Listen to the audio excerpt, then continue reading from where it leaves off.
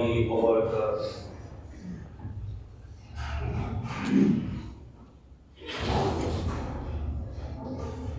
الحمد لله نحمده ونصلي على رسوله الكريم، أما بعد، فقد قال الله تعالى في كلامه المجيد والفرقان الحميد: أعوذ بالله من الشيطان الرجيم.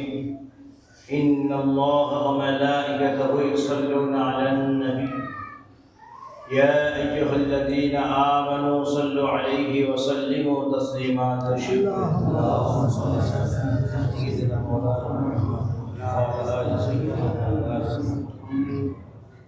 قال الله تعالى في كلامه المجيد والفرقان الحميد: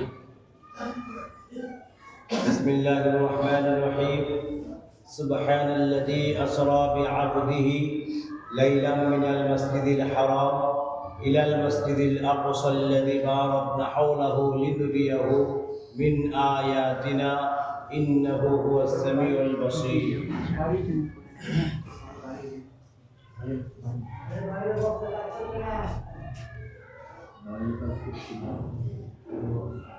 صدق الله العلي العظيم.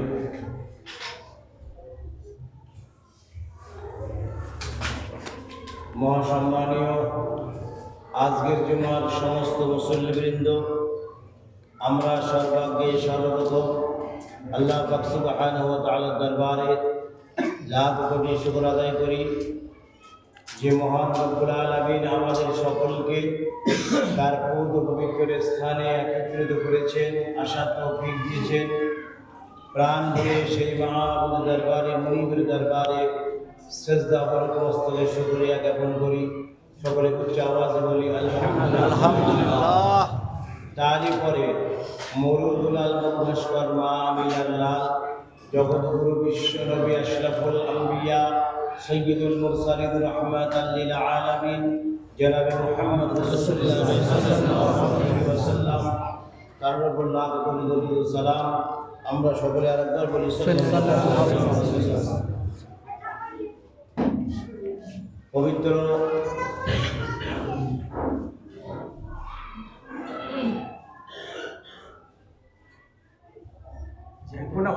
মাহে রজবের 4 নম্বর জুমা, আলহামদুলিল্লাহ।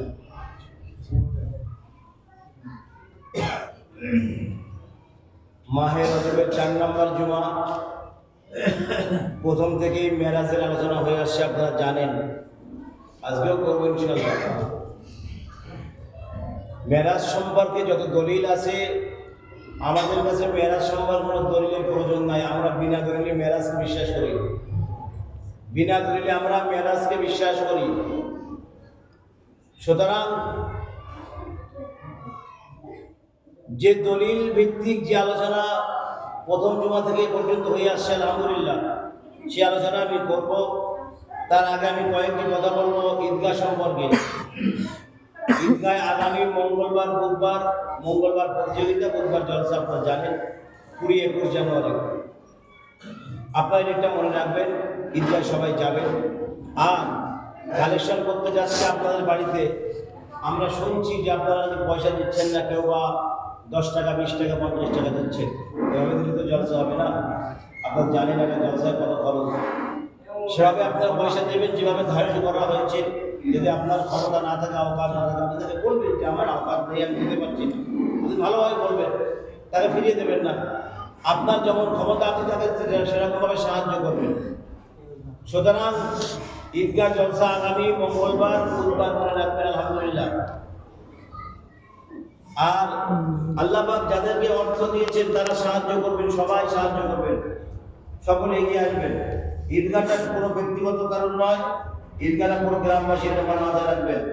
পুরো গ্রামের ঈদগাহ, প্রত্যেকটা মানুষের সুবিধা অসুবিধা থাকবে, সকলে জানাবে ওই ঈদগাহ, আলহামদুলিল্লাহ। ওখানে তার সমস্ত সমস্যার সমাধান হবে।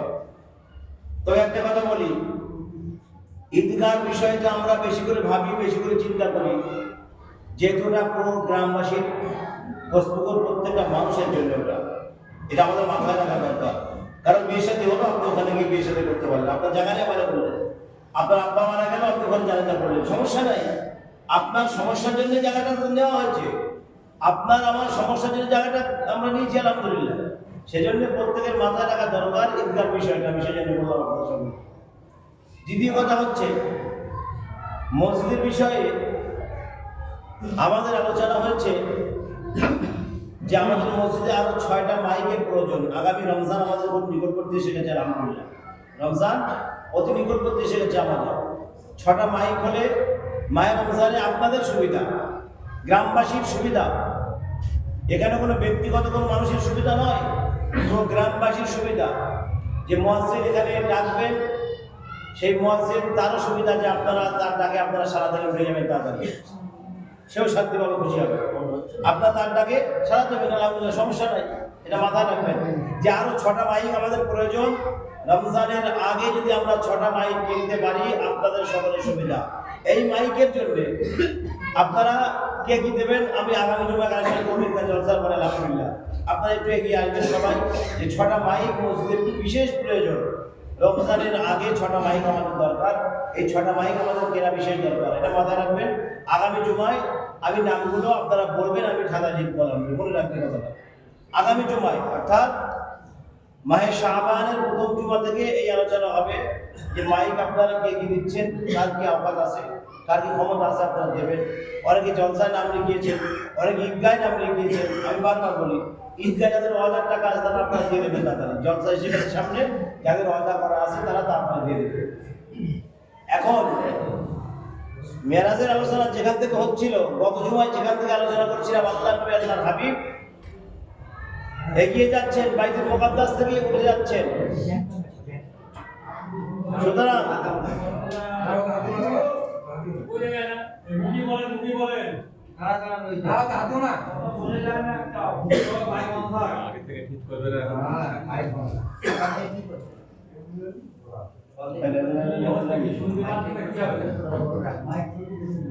তো যাই হোক, মেরাজের যে আলোচনা আমাদের হচ্ছিল,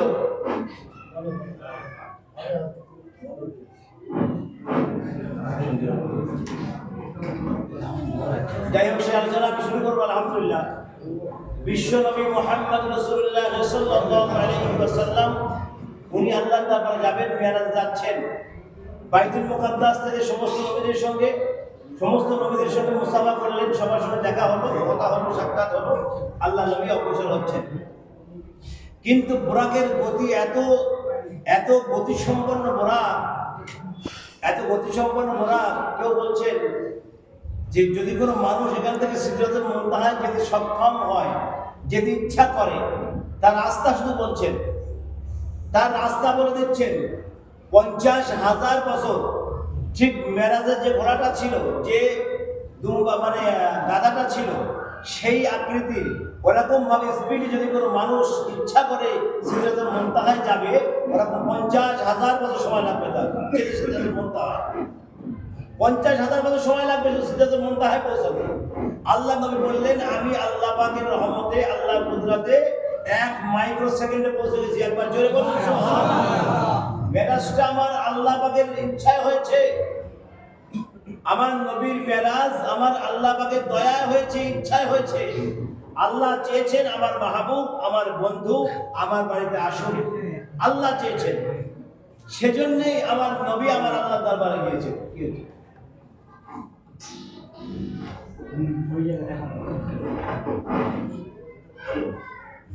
সুতরাং সেই নবী দুজাহানের বাদশাহ যাচ্ছেন, প্রথম আসমানে গেছেন।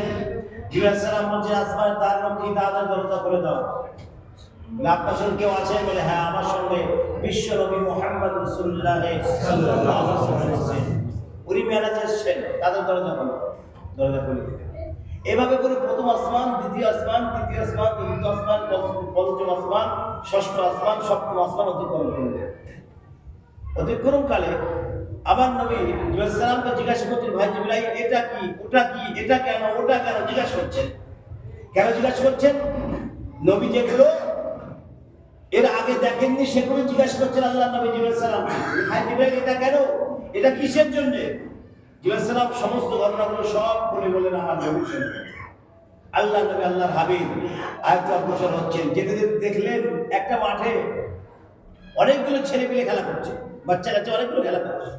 আর দুজন, একজন ভদ্র মহিলা, একজন ভদ্রলোক দুটো চেয়ারে বসে আছে। নবী বলছেন, ভাই জিবরাইল, এরা কারা? এই বাচ্চা কারা খেলা করছে আর এই চেয়ারে কারা বসে আছে?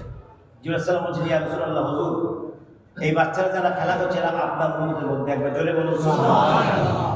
আর যে দুজন বুজুর্গ লোক ঘরে বসে আছেন উনি হচ্ছেন হযরত ইব্রাহিম আলাইহিস সালাম, ওনার পাশে বসা বিবি সারা, ওনার স্ত্রী। দুজন বসে আছে। কেন বসে আছে ওরা? বলে, হুজুর, এই যে বাচ্চারা খেলা করছে, এরা বাচ্চা অবস্থায়, বাচ্চা বেলায় মারা গেছে। যেসব বাচ্চারা ছোটবেলায় মারা যায়, বাচ্চা অবস্থায় মারা গেছে, এখন তারা এখানে খেলা করছে। তাদের যখন পিতা মাতাকে দেখার ইচ্ছা জাগবে, তাদের মাতা পিতাকে দেখার ইচ্ছা জাগবে, তারা সঙ্গে সঙ্গে ছুটে গাছতলায় চলে আসবে। আল্লাহ পাক রব্বুল আলামিন সেই মুহূর্তে যখন যে বাচ্চা আসবে তার পিতা মাতার যে রূপ ছিল দুনিয়ায়, আল্লাহ পাক রব্বুল আলামিন হযরত ইব্রাহিম আলাইহিস সালাম আর বিবি সারাকে সেই রূপ দান করে রাখবে। জোরে বলুন সুবহানাল্লাহ। দুজনকে আল্লাহ সেই রূপ দিয়ে দেন। বাচ্চারা খেলা করছে, কিন্তু তাদের পিতা মাতাকে আল্লাহ সেই রূপ দেবেন কেন? তাদের পিতা মাতা সে দেখতে চায়, দেখার ইচ্ছা করছে সে। তারা ছুটে খেলা ছেড়ে সেই গাছের নিচে চলে আসে। আল্লাহ পাক রব্বুল আলামিন সেই মুহূর্তেই তার পিতা মাতার যে রূপ, আল্লাহ ইব্রাহিম আলাইহিস সালাম বিবি সারাকে সেই রূপ দান করেন। তারা দেখে যে আমার পিতা মাতা বসে আছে, তারা আমার খেলা শুরু করে দেয়। সমস্যা নেই, তারা খেলা শুরু করে দেয়। আলহামদুলিল্লাহ। এইভাবে করে বাচ্চারা খেলা করছে আর দুজন বসে আছেন। এই ঘটনাটা আমার নবী জানতেন না। জিবরাইল সালাম বললেন, ইয়া রাসূলুল্লাহ, হুজুর এইভাবে সব ঘটি করে বললেন। আল্লাহ নবী ওখান থেকে আরেকটু অগ্রসর হলেন, আরো অগ্রসর হচ্ছেন। এভাবে অগ্রসর হতে হতে কিছু অলৌকিক ঘটনা আমার নবী দেখতে পেলেন। অলৌকিক ঘটনা যেগুলো আমার নবীর উম্মত ছিল যারা দুনিয়ার জমিনে, এতিমের মাল ভক্ষণকারী, বেপর্দা, মাথায় কাপড় দেয় এমন নারী, তাদেরকেও শাস্তি দেওয়া হচ্ছে। আমার নবী নিজে চোখে দেখে এসেছেন, নিজের চোখে থেকে জমিনে এসে বায়ান করছেন। আল্লাহ নবী যখন মদিনার জমিনে আসলেন, এসে সমস্ত ঘটনাগুলো খুলে বললেন, ও সাহাবীরা, আমি বিশ্ব নবী মুহাম্মদ রাসূলুল্লাহ সাল্লাল্লাহু আলাইহি ওয়াসাল্লাম কালকে রাতে মিরাজে গিয়েছিলাম, আল্লাহর সাথে সাক্ষাৎ করলাম, জান্নাত জাহান্নাম দেখলাম, সিদরাতুল মুনতাহায় গেলাম, আরশে আজিমে গেলাম, লা মাকাম লা সামায়ে গেলাম, সেখানে আমি সব কিছু অবলোকন করলাম। এখন আবু জেহেল মনে করতেছে বিশ্ব নবী মুহাম্মদ সাল্লাল্লাহু আলাইহি ওয়াসাল্লাম পাগল ছিল, এটা তার প্রমাণ আমি কোনোদিন পাইনি, আজকে প্রমাণ পাচ্ছি। নাউযুবিল্লাহি মিনাশ শাইতানির। আজকে প্রমাণ পেয়েছি যে নবী আগে পাগল। কিন্তু আমার নবী বলছেন, আমার আল্লাহ বলছেন আমার নবী পাগল নন। একবার জোরে বলুন সুবহানাল্লাহ। আবু জেহেল মনে করছে নবীজি পাগল, তার কোনো প্রমাণ আমি এতদিন পাই নাই, আজকেই পেয়েছি তার প্রমাণটা যে বিশ্ব নবী মুহাম্মদ রাসূলুল্লাহ সাল্লাল্লাহু আলাইহি ওয়াসাল্লাম পাগল। আল্লাহ বলেন, না, আমার বন্ধু পাগল না, আমার সাহিবুকুম বিমাজনুন, আমার বন্ধু পাগল নয়, তোমরাই পাগল, আমার বন্ধু পাগল। আল্লাহ পাক সঙ্গে সঙ্গে আমার নবী সাবর করেছেন। এমনকি আবু জেহেল যখন জিজ্ঞাসা করছে মুহাম্মদ রাসূলুল্লাহ সাল্লাল্লাহু আলাইহি ওয়াসাল্লাম, আপনি বলুন, আপনি বাইতুল মুকাদ্দাসে গিয়েছেন, আপনি বললেন আমি বাইতুল মুকাদ্দাসে নামাজ পড়েছি, আপনি বলুন বাইতুল মুকাদ্দাসে কত দরজা আছে, কত জানলা আছে, কত সিঁড়ি, আপনি বলুন। আমার নবীকে দরজা জানলা করা জান নাই, নবী সিঁড়ি গুনতে জান নাই। নবী গিয়েছেন সেটা নামাজ আদায় করতে, নামাজ আদায় করতে চলে এসেছেন। আল্লাহ বলছে, জিবরাইল, আবু জেহেল আমার নবীকে প্রশ্ন করেছে, তুমি যাও বাইতুল মুকাদ্দাসে উঠিয়ে আমার নবীর সামনে হাজির করে দাও। একবার জোরে বলুন সুবহানাল্লাহ।